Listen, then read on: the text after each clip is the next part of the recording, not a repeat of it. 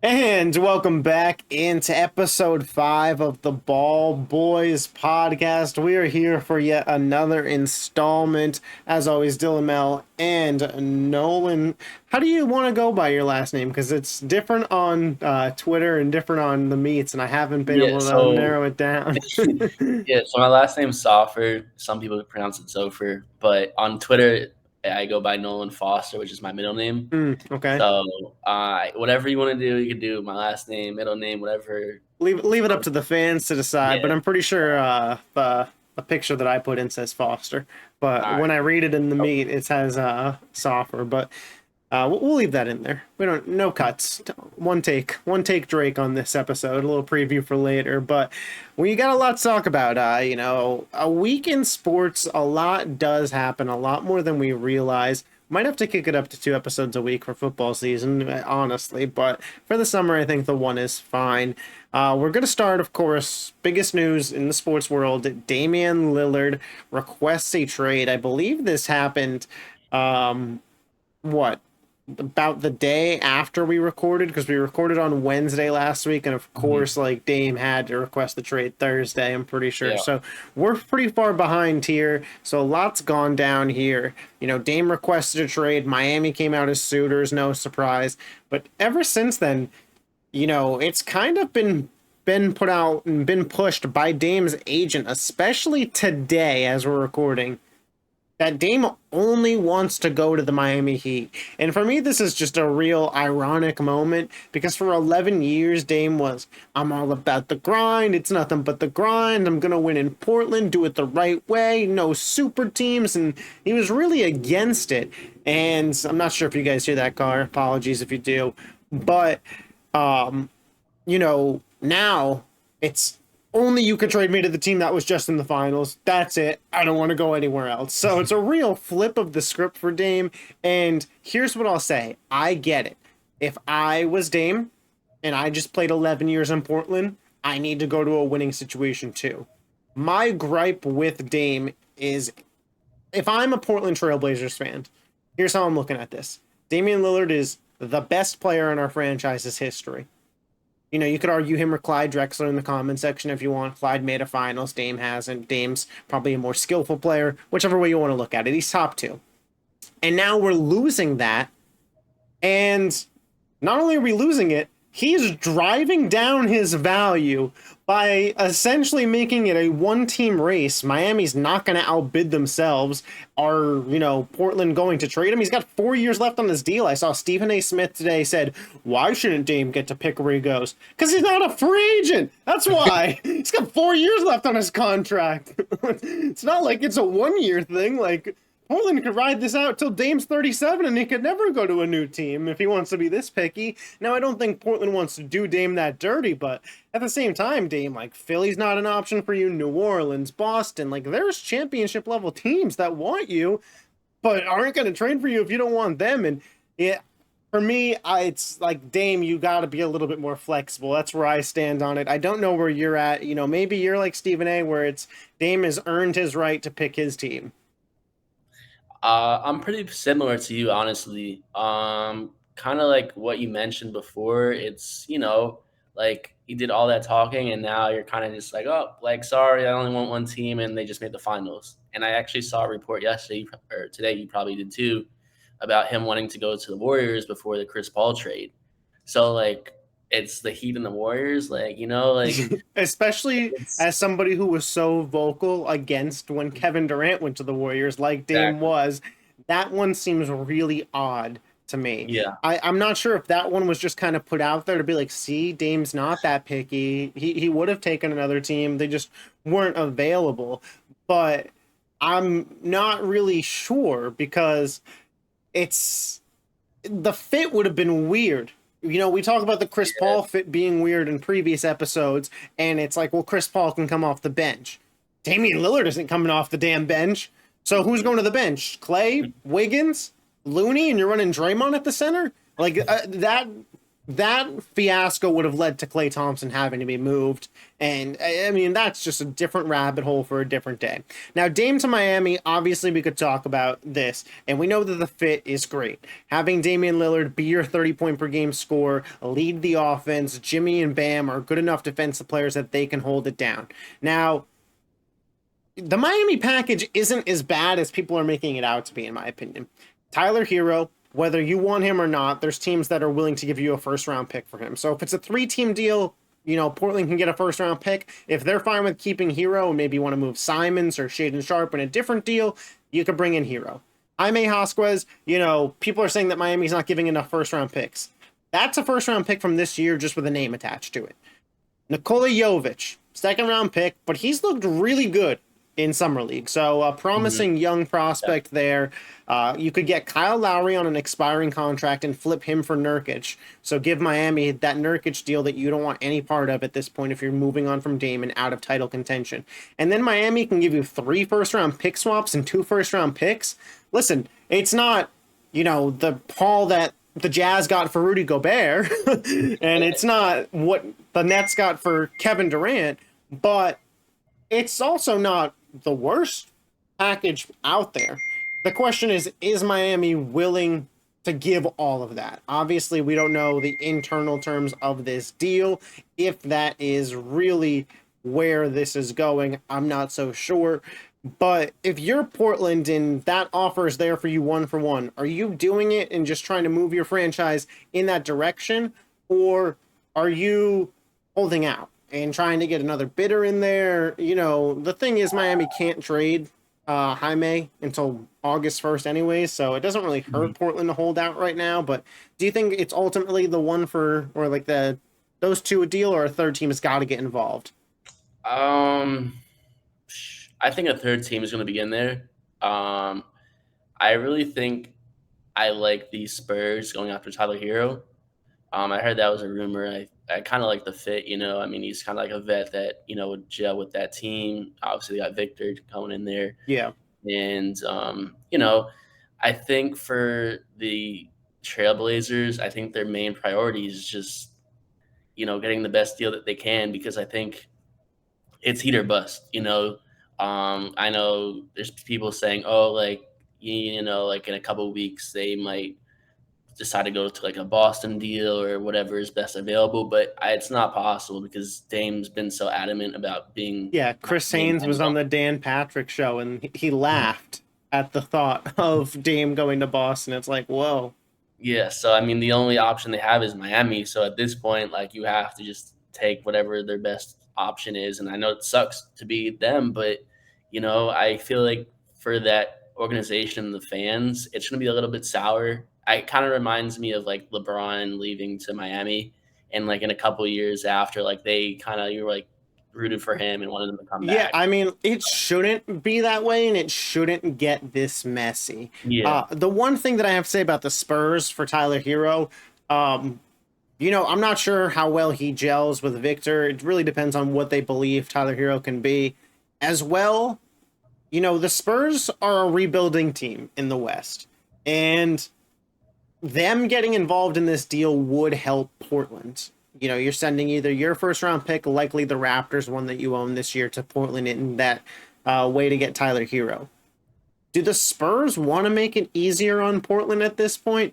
Because if they stay out of it and the 1-team deal happens between Miami and Portland, I would argue that the Spurs are in a better position, just from having Victor Wembanyama than the Trailblazers. Is Tyler Hero worth a first-round pick at this point with the contract tied to him? San Antonio has money, so, I could certainly see it happening, but I could also see some hesitancy as well. Now, I want to talk about, what your expectations are for this Heat team if this deal gets completed. Let's say that, Hero goes somewhere, Lowry's gone, they bring in the Nurkic contract. So the starting lineup looks like Dame, Jimmy, Caleb Martin, Adebayo, Nurkic, Duncan Robinson, Josh Richardson, Thomas Bryant. That's like your 8-man rotation.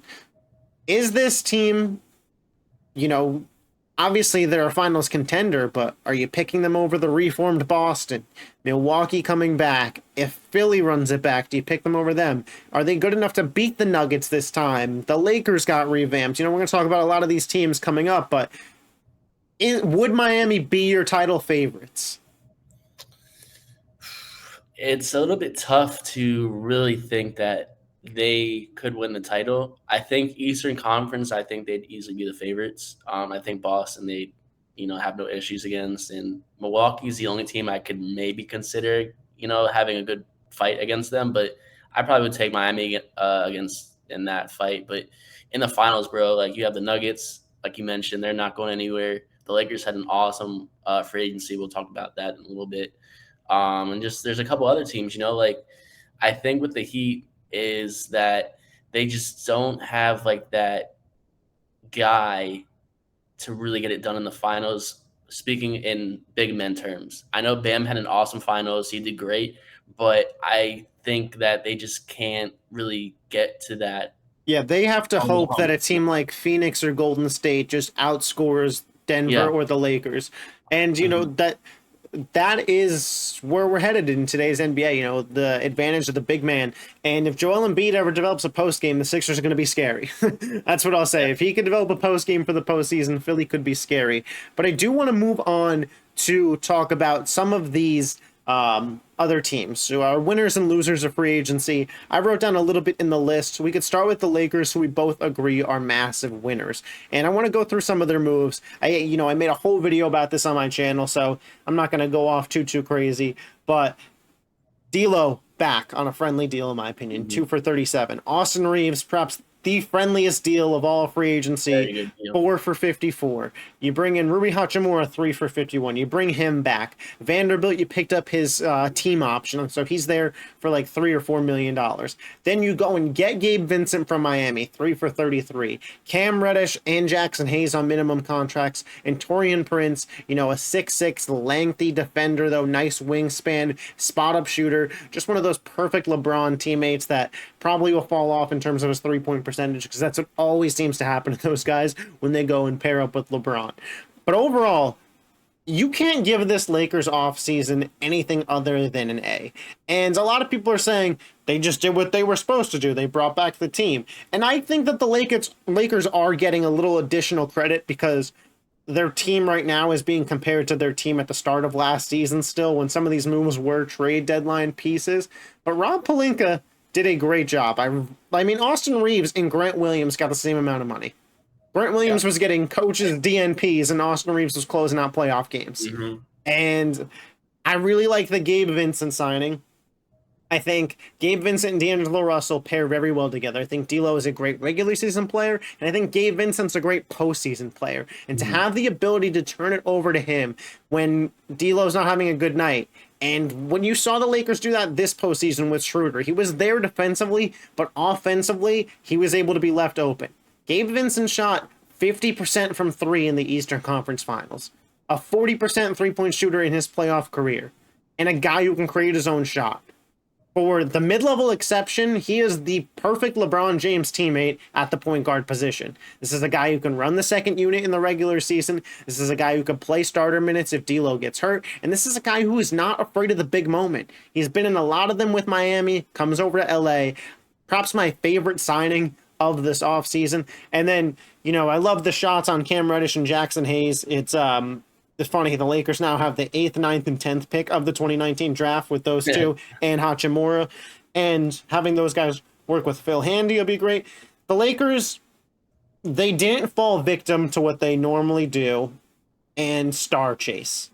They saw how the Nuggets won it, building a good core. The Lakers just built on their core, and this is what championship teams do. Yeah, I mean, I love that Gabe Vincent signing. It kind of came out of nowhere. I thought he would actually re-sign with the Heat, but him signing for 30 million was a super friendly deal for them. And I thought even too, like Austin Reeves, there was reports he was getting maybe like 80 million or close to that range, and he got in the 50s. So that was a huge plus. I think the biggest signing that I like from them, honestly, is the Jackson Hayes, just because he's super athletic, Yeah. and I feel like they were kind of missing that piece in the playoffs. I mean, Rui was playing great, but he's not the most athletic. But Jackson Hayes was really good, and I think he's going to be a huge benefactor when it comes to like LeBron and AD on the floor. So Yeah, I mean, Jackson Hayes, I have more hope for than Cam Reddish. Cam Reddish is just a really athletic dude. I wouldn't call him a good basketball player. I mean, he's in the NBA, so they're all good. But in terms of NBA talent, I'd say he's definitely in the bottom percentile in terms of talent. But his build and athleticism, if, Phil Handy could tap in to that basketball skill, blue blood from Duke. So we'll see. And Jackson Hayes, he's a posterizer. He's going to have some lobs this season where Lake Show's going crazy for sure. Now, I want to talk about my another one of my winning teams here. Feel free to disagree when you disagree or agree if you agree. But I really liked the Dallas Mavericks offseason. And I think that, again, another team that didn't overreact. They had a real skid at the end of last year. And a lot of people attributed that to them bringing in Kyrie Irving. And blaming Kyrie Irving, which I don't think is fair. This team gave up a lot to get Kyrie, and they gave up their three best defenders, basically. yeah, So while their offense took a bump up, their defense drastically fell. And if you look at the advanced analytics, Kyrie and Luka were actually really good offensively together. Kyrie's a guy who can play off the ball. We saw it with Harden. We saw it with LeBron. Luka, he needs to learn to play off the ball a little bit more, but it's his young NBA career, and he's a guy that Kyrie doesn't mind having dominated. As well, they brought in some really, really good pieces here.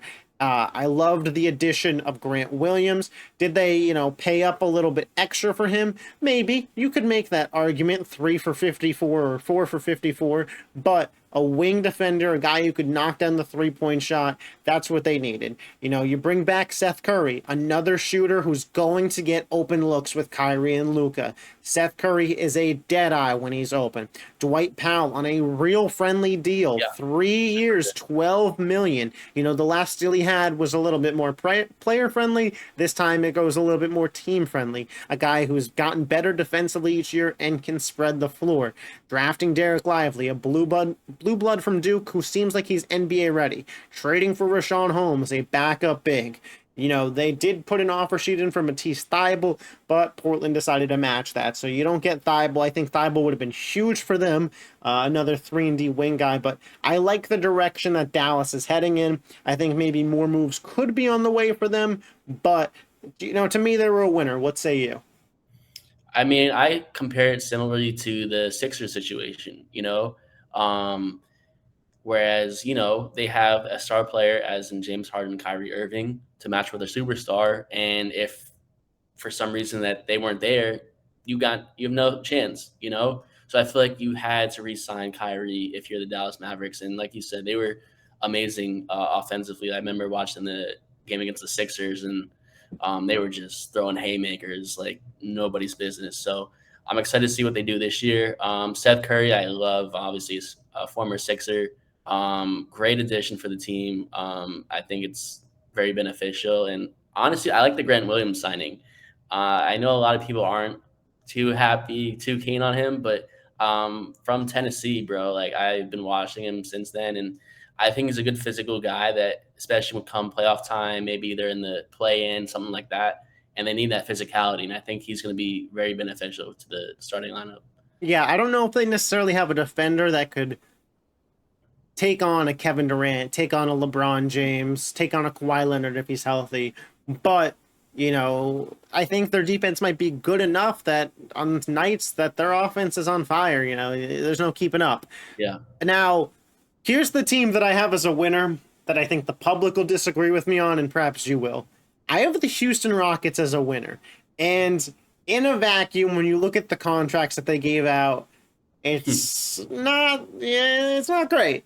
But you have to remember, the Houston Rockets had to spend money.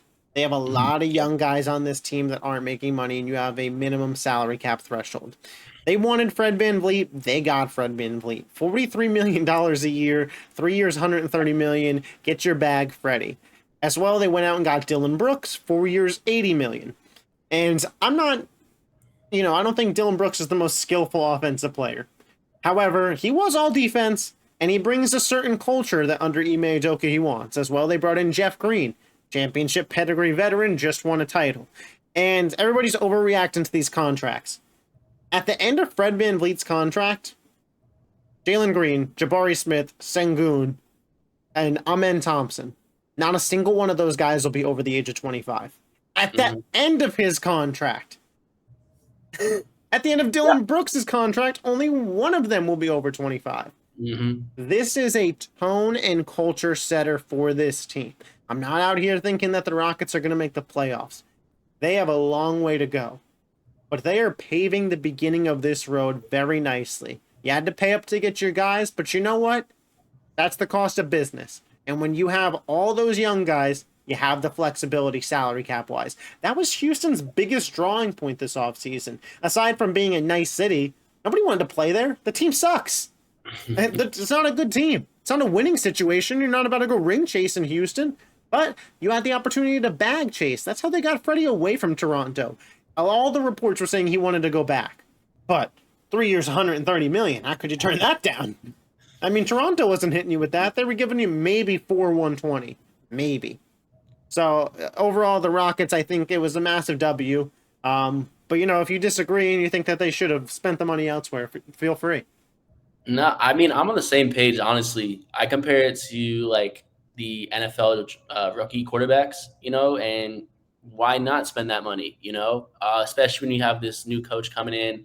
Obviously, he wants to set a tone where you want to put butts in seats and sell tickets, and they have a nice core, you know, especially with this last draft that they just had. They have a solid rotation of young guys, and you bring in Fred, you bring in Dylan Brooks, like you said, and They even got Josh. Cam Whitmore too, right, in that draft? Yeah. I mean, Whitmore. Cam Whitmore learning under Dylan Brooks, I think that's like a perfect guy for him to go under. And, Yeah. you know, some of that attitude problem, like, as well, was Memphis. You know, as much as we can clown Dylan Brooks, like, it was the whole team. Dylan Yeah, Brooks was like just a lot the going on. crappiest player that had the attitude. Yeah, so I mean, I don't have any issue with that because, like you said, by the time that their contracts are over, like you're gonna have the flexibility of re-signing your young guys or going after a free agent in that period. You know, so I don't have any issue because, you know, why not? Yeah. You have this new code, new system, new everything. Might as well do the best that you can. You know, so Yeah, so I want to move on and talk about some of our losers here, and this one's going to sting a little bit for you, but I got Philly. I mean, James Harden opts out. All these questions with Tobias. You know, Joel Embiid can't be the happiest guy in the world. And you even lost key role players. You know, yeah, McDaniel's gone. I for believe, nothing. yeah, for nothing. Paul Reed, I don't know if he's gone, but you just signed him Obamba, backup big. So that doesn't look great. And you're not involved in the Dame trade. He doesn't want to go to Philly. You bring in Patrick Beverly, which 5 years ago might have been a plus. I don't know if it is now. Guy's been on 6 teams in the last year. So it doesn't seem like he sticks around long. Yeah. But yeah, after a disappointing end to the season and all this offseason turmoil, I don't know how you could look at this offseason for Philadelphia as anything other than a loss. Yeah, I mean, it's a buzzkill because there was a lot of expectations going into this offseason of really improving, especially with Nick Nurse coming in. And like you said, like Nick Daniels was a huge loss, especially for how little he got paid. Like it was ridiculous. Of why not Easily even could have been matched by try Daryl Morey. exactly? So that was ridiculous. Mo Bamba, I guess like I will find out what happens, but I don't really love As soon that. as you saw him at Michael Rubin's white party, you knew. You Yeah, knew. I should You have. were Yeah, like, why is Mo Bamba there? Oh, that's why Mo yeah, Bamba was there. I got yeah. you. So and then Pat Bev, I don't mind the Pat Bev signing. I think when it comes to playoffs, like kind of like the PJ Tucker situation. But I do think that it's a little bit quiet in the Sixers, Daryl Morey Not vibes. very common for Daryl Morey. Yeah, And it's I don't know if you very. saw, but Windhorst was on ESPN today. And you know, paraphrasing here, he basically said Daryl Morey's up to something. He also It, said a couple weeks ago that the Cavs were up to something and they got Max Strus. I don't know if that was up to something, but we talk about when these guys hit. Mhm. But Windhorst doesn't, that's the thing with Windhorst. When he calls his shot, he never really calls his shot to the point where you could say he was wrong. But if No. he's right, you look back on what he said, you're like, he knew. But all he said is he's up to something. I hope so. So, What's he getting paid for if he's not up to something?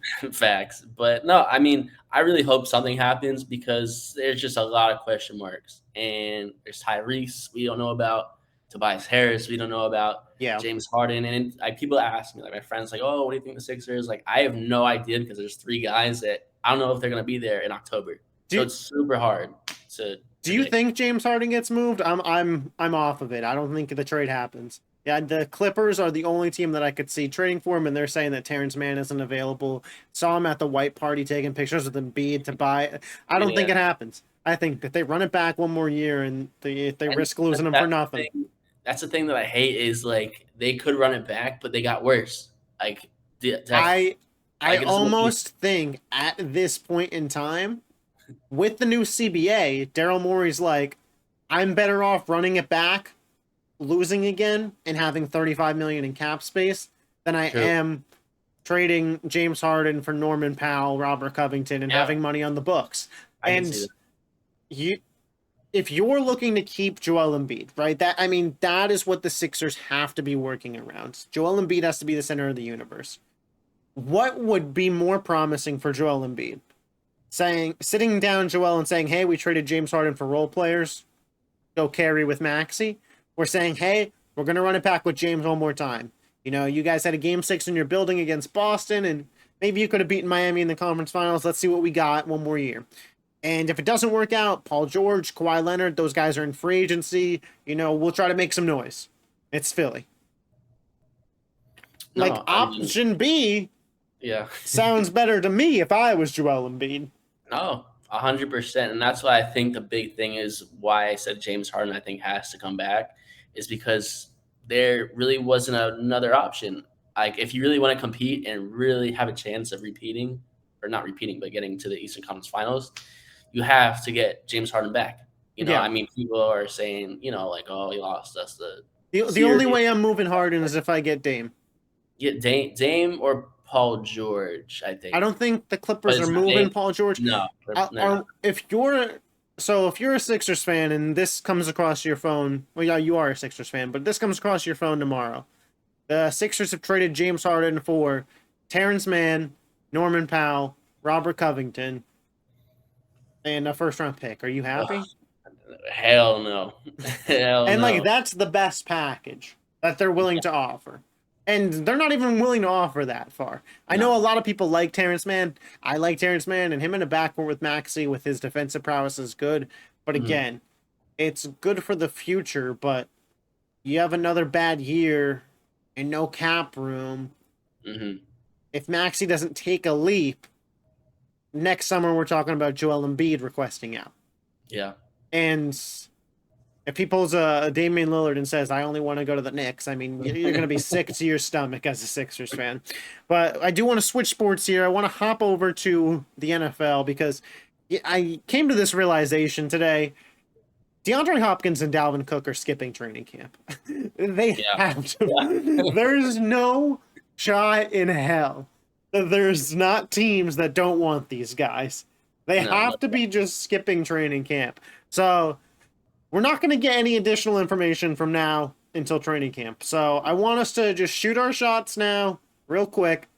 What team does DeAndre Hopkins start the season on, and what team does Dalvin Cook start the season on? I'm gonna say with my original guess, I think Dalvin Cook lands with the Jets. Just Brees Hall injury, coming back from that, and they got a superstar offense. They got to upgrade and do as much as they can. Hopkins wise, I said I would love him on the Ravens, but I don't know if that's going to happen. I do think I could see the Cleveland Browns reunited with Deshaun Watson. That would be my guess right now.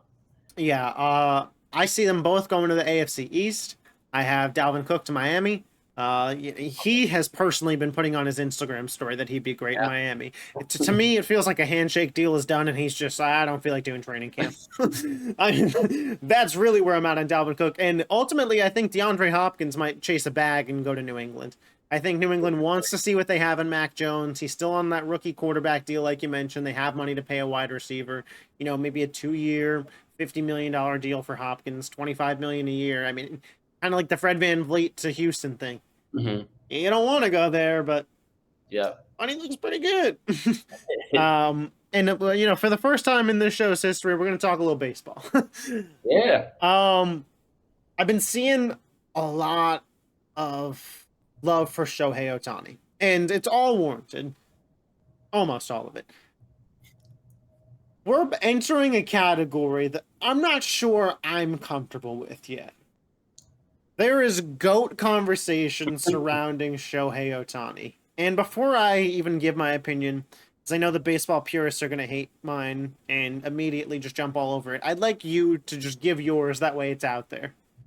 Is Shohei Ohtani the GOAT? Is he on track to be the GOAT? What does he need to do to be the GOAT? Like, where is this at in your mind? So I think he's super on track to be the GOAT. I think he's very close to getting there. I think the biggest thing holding him back is LA. Being on that Angels team is just killing him, bro. Like that team is horrid. Mike Trout, I don't know what he's doing there.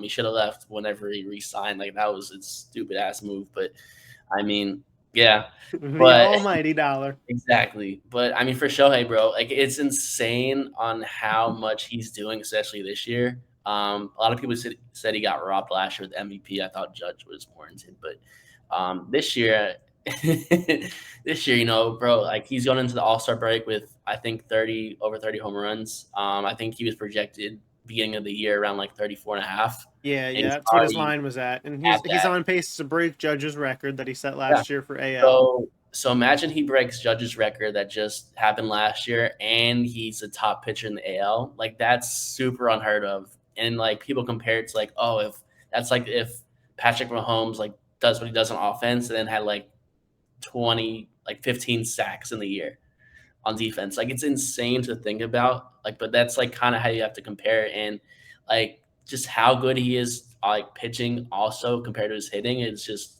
super unheard of. So I think if he goes out of LA, that would help him a lot. And then two, he obviously has to win something. I think if he wins a championship somewhere and does that, I think that could really make things interesting regarding like the GOAT status. Yeah, so, I've gotten into so many fights with baseball fans about this. Um, Baseball is, like every sport, a team sport.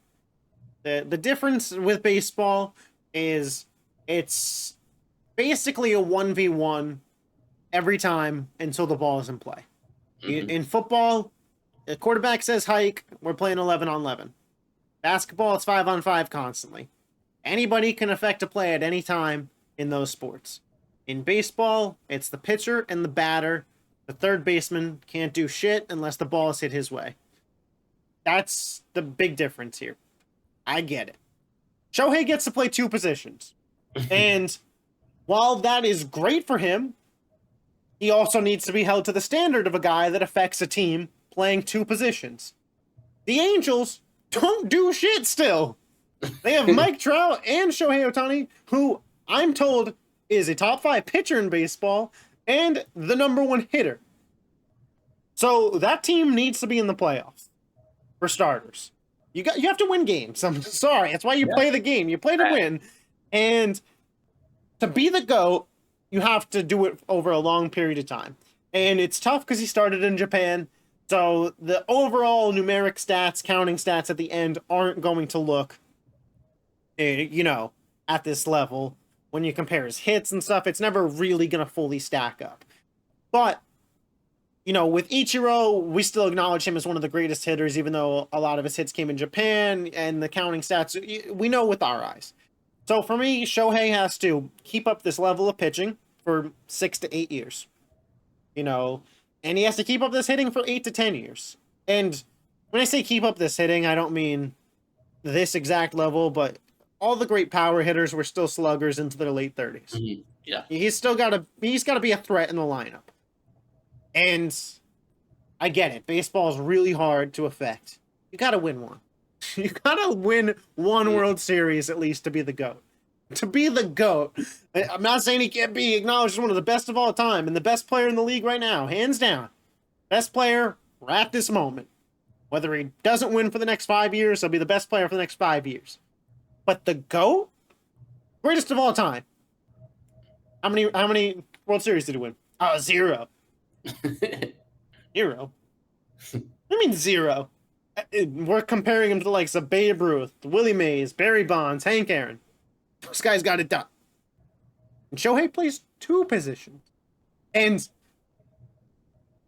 as much as it's a team sport, blah, blah, you do have the ability to put yourself in a position this offseason to play for a team that has some brains. Just because Mike Trout didn't do it doesn't mean you get a pass for being a bad decision maker. Every team is going to want you. There's no salary cap. They'll all pay you. You can go to the Dodgers. You can go to the Yankees. You could go probably to the Braves with all the team-friendly contracts they have. They could pay you. Go to Philly. Maybe, after what you're seeing with the Mets, you don't go there, but maybe you turn them around. You got to go to a better situation if you're not confident you can win on the Angels. If you're going to be the GOAT. And it's going to get me a lot of hate. Every time that I've ever said anything other than Shohei Ohtani's the greatest man on earth, it gets hate. I don't know. And there's no bias coming here. If he comes to the Yankees, I'll say the same shit. I'm not going to award him GOAT until, wins the World Series. But we're going to move into a draft here. It's a little different draft than you're used to. It's not a sports style one, so if you don't like Drake, thanks for watching. See you next week. If you do like Drake, we're going to go back and forth 3 songs here. We're going to see who can come up with the best Drake 3 songs. You came up with the idea, Nolan. You can get pick number 1. Let's see. I'm not going to make the same mistake I did last time. I feel like I was kind of numbering it well and kind of getting the best numbers. But I'm going to say number 1, headlines. Easy. Can't go wrong with that. Yeah, I mean, classic choice. Commercial choice, right? You went with it's a really good pick, but it's a basic pick. I'm interested to see what you pair with it. Really solid, talented song. So I got back to back here, and so I gotta be smart about my picks here. So the first one, I'm gonna go with the actual best Drake song of all time. Anybody that knows Drake, this one's for the real fans. 5 a.m. in Toronto, easy choice, easy number 1 for me. So now it's, all right, I got the hardcore Drake fans. Now let me come in and get the commercial audience. And what song is the most likely to generate in the commercial audience? I'm going God's Plan. God's Plan, the music video, it's all there. The chorus, the hook. Even if you don't even really listen to Drake like that, you know God's Plan. So give me 5 a.m. in Toronto, his best rapping performance ever, and God's Plan, perhaps his biggest song ever. All right, not bad. I'll give you that. For my second pick, I'm gonna go with Pound Cake. I think that's very good. I mean, the Jay-Z verses can't do better than that, and probably the best song on that album, in my opinion. But I mean, people have different opinions. But for my third pick, I'm gonna go with a sleeper, but it's kind of fits like that whole Drake kind of variation. I'm gonna say "Feel No Ways." Yeah, that's good.